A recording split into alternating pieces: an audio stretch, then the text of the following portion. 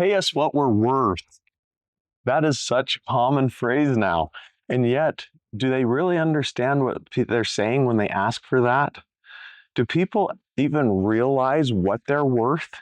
Do they realize the value they bring? How do you measure what their worth is? Now, I want to speak specifically about the basketball players that are saying that for just a minute, and then we're going to pull that back and move into the broader aspect of life. Pay us what we're worth. These are college level athletes who got picked by the school and invited to play at the school on the basketball team, and they accepted that invitation. But first off, they need to realize they're only a small cog in the entire wheel. First, you have to have an audience that wants to watch college sports. On top of that audience, you have to have an organized way of broadcasting the sports to the audience. Then you have to have an organization that can bring those various team members together, put them on a team, and then get them to work together as a team. Someone has to provide the facilities for those teams.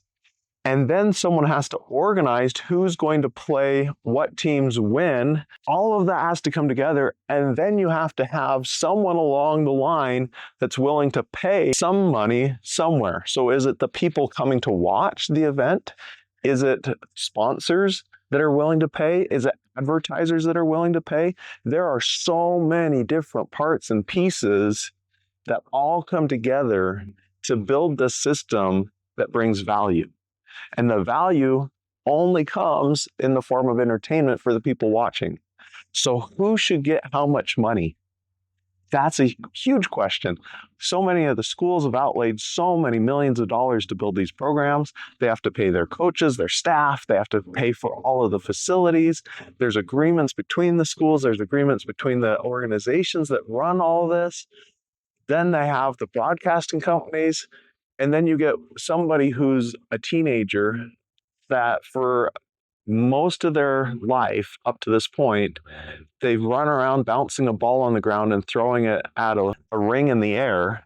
And they have the audacity to believe that they are the only thing that brings value. I have watched so many kids run around bouncing a basketball, throwing it at a hoop out in the street, on a driveway, in a park.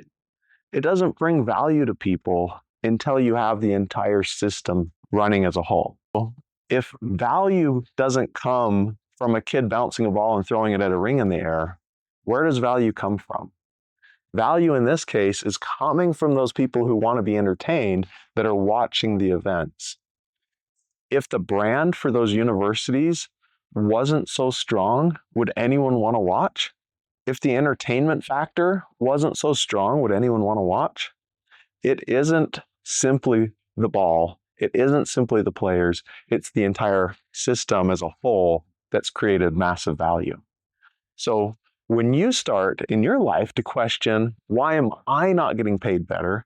Let's roll back to what it says in the Wealth of Nations, where it talks about what is value, what is wealth, how do you build it, how do you acquire it?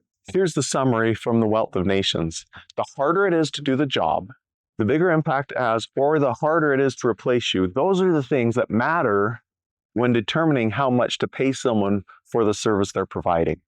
So if I wanted to go out and make a lot of money, I have to figure out how to do a job that very few people can do that has a super high impact on others. So if you ever wonder, am I being paid what I'm worth? Turn that on its head and say, how do I make myself more valuable so the world will want to pay me more? That is a major component in the equation.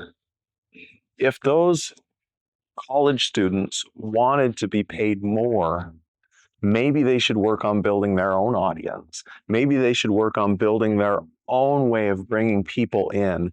And then they would become so valuable that the universities would be fighting over them in a way that they could then command their price. In your life, in your business, are you providing a service that anyone else can do? How many competitors can easily step in and do an approximately the same job you can? If they all can, why should you command a premium? It's once you can set yourself apart that you can really start to command premium prices, and people will gladly pay them.